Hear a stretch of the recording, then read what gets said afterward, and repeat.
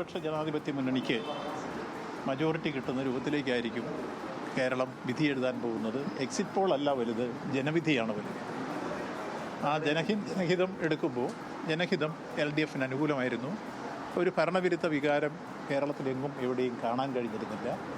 പൊതുവിൽ ജനകീയ പ്രശ്നങ്ങളൊക്കെ പരിഹരിക്കാനും വികസനക്ഷേമ പ്രവർത്തനങ്ങളിൽ സമാനതകളില്ലാത്ത പ്രവർത്തനങ്ങൾ ഏറ്റെടുക്കാനും കഴിഞ്ഞ ഒരു ഗവൺമെൻറ്റാണ് രണ്ടാം പിണറായി സർക്കാർ. അത് നന്നായി അനുഭവിച്ച് ആസ്വദിച്ചറിഞ്ഞിട്ടുള്ളൊരു ജനതയാണ് കേരളത്തിലുള്ളത്. അതുകൊണ്ട് തന്നെ അവരുടെ പ്രതികരണങ്ങൾ ആ രൂപത്തിൽ തന്നെ ആയിരിക്കുമെന്നുള്ളത് നമുക്ക് വെട്ടിപ്പൊട്ടിക്കുമ്പോൾ അറിയാം. ഇപ്പോൾ ഏതായിരുന്നാലും നമുക്ക് കണ്ടിടത്തോളം ഈ റിസൾട്ടിനകത്ത് വന്ന എക്സിറ്റ് പോളിലും ഒരു തരംഗമുള്ളതായി എവിടെയും പറയുന്നില്ല. അപ്പോൾ സ്വാഭാവികമായി ഒരു തരംഗത്തിൻ്റെ ഉള്ളടക്കം ഉണ്ടെങ്കിൽ മാത്രമേ ആ രൂപത്തിലേക്ക് മാറി പറഞ്ഞു എന്ന് നമുക്ക് പറയാൻ കഴിയും.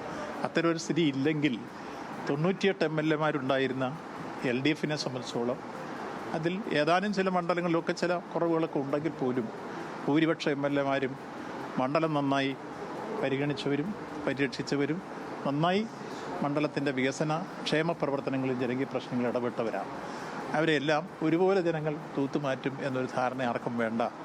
നല്ല നിലയിൽ ഈ കാര്യത്തിൽ നല്ല പ്രവർത്തനങ്ങൾ കാഴ്ചവെച്ചവരാണ് പൊതുവിൽ ഇടതുപക്ഷ മുന്നണിയുടെ MLA-മാരെല്ലാം. അതൊക്കെ കൊണ്ട് തന്നെ ഈ രംഗത്ത് നമുക്കിപ്പം വന്നിട്ടുള്ള എക്സിറ്റ് പോളിൻ്റെ ഉള്ളടക്കം ഒരു തരംഗത്തിൻ്റെ ഉള്ളടക്കത്തിൻ്റെ സൂചന പോലും എങ്ങും എവിടെയില്ല. അതുകൊണ്ട് തന്നെ നമ്മൾ തിരിച്ച് കഴിഞ്ഞ പ്രാവശ്യത്തെ അനുഭവങ്ങളെല്ലാം വെച്ചുകൊണ്ട് തന്നെ പരിശോധിക്കുമ്പോൾ എക്സിറ്റ് പോളിൽ നിന്ന് വ്യത്യസ്തമായി കേരളത്തിലെ ഈ റിസൾട്ട് വരാൻ പോകുന്നു എന്നതാണ് ഈ സന്ദർഭത്തിൽ നമുക്ക് പറയാനുള്ളത്.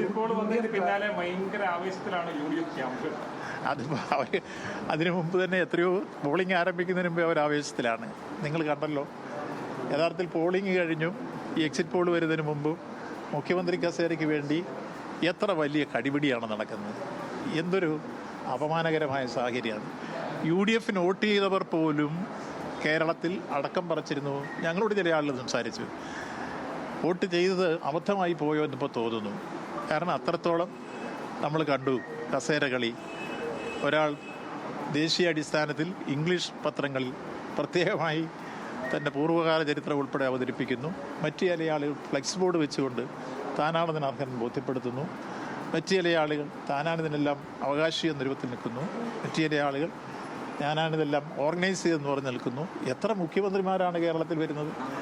അപ്പോൾ ആ രൂപത്തിലേക്കുള്ള ചേരിതിരിഞ്ഞുള്ള സംഘടനകൾ അവർ കുറേ നാളായി തുടങ്ങി. ഇവിടെ പോളിംഗ് കഴിഞ്ഞു, പോളിങ്ങിന് ശേഷവും ഒക്കെ തന്നെ ഇതാണ് UDF-ൽ നടന്നുകൊണ്ടിരിക്കുന്നത്.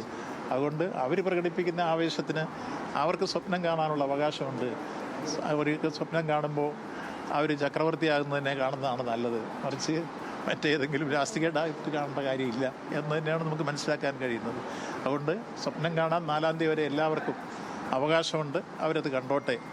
ഇടതുപക്ഷ ജനാധിപത്യത്തിനെ സംബന്ധിച്ചോളം ഞങ്ങൾ ഒരു അഹന്തയോ ഒരഹങ്കാരമോ ഒരു ഗർവമോ പ്രകടിപ്പിക്കാതെ ജനങ്ങളിലാണ് ഞങ്ങൾക്ക് വിശ്വാസം. ആ ജനങ്ങളെ ഞങ്ങൾ വിശ്വസിക്കുന്നു. ആ ജനങ്ങളിലുള്ള വിശ്വാസം വെച്ചുകൊണ്ടാണ് ഞങ്ങൾ ഈ അഭിപ്രായ പ്രകടനങ്ങൾ നടത്തുന്നത്.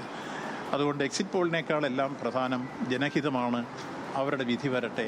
അത് 4-ാം തീയതി വരുമ്പോൾ നമുക്ക് ഈ കാര്യങ്ങൾ കൃത്യമായി മനസ്സിലാക്കാൻ കഴിയും.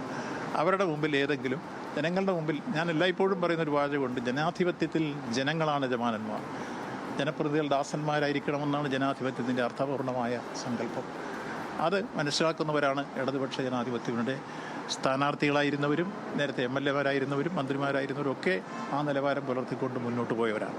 അതുകൊണ്ട് ഇവിടെ ഞങ്ങൾ ഒരു ഘട്ടത്തിൽ പോലും ആര് മുഖ്യമന്ത്രിയാകണമെന്നോ ആര് മന്ത്രിയാകണമെന്നോ ഒരു ചർച്ചയും ഞങ്ങൾ എവിടെയും നടത്തിയിട്ടില്ല. ഒരു തരത്തിലുള്ള അഹങ്കാരവും ഞങ്ങൾ പറഞ്ഞിട്ടില്ല. ഞങ്ങൾ ജനങ്ങളിൽ വിശ്വാസം അർപ്പിച്ച് ജനങ്ങളുടെ അഭിപ്രായം LDF-ന് അനുകൂലമായിരിക്കും.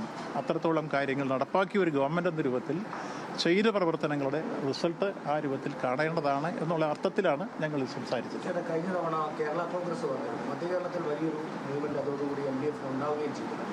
ആ ഒരു നേട്ടം ഇത്തവണയും മധ്യകേരളത്തിൽ ഉണ്ടാകുമോ? നിശ്ചയമായും ഈ പ്രാവശ്യവും കേരള കോൺഗ്രസ് വന്നതിൻ്റെ ഗുണങ്ങൾ മധ്യകേരളത്തിൽ ഉണ്ടാകുമെന്ന കാര്യത്തിൽ സംശയമില്ല. നമുക്ക് ഈ പ്രാവശ്യം കോട്ടയം ജില്ലയിൽ പാലായടക്കം വിജയം കൈവരിക്കുന്ന രൂപത്തിലേക്ക് എത്തുമെന്നുള്ള പൂർണ്ണ വിശ്വാസത്തിലാണ് ഞങ്ങൾ നിൽക്കുന്നത്. ആ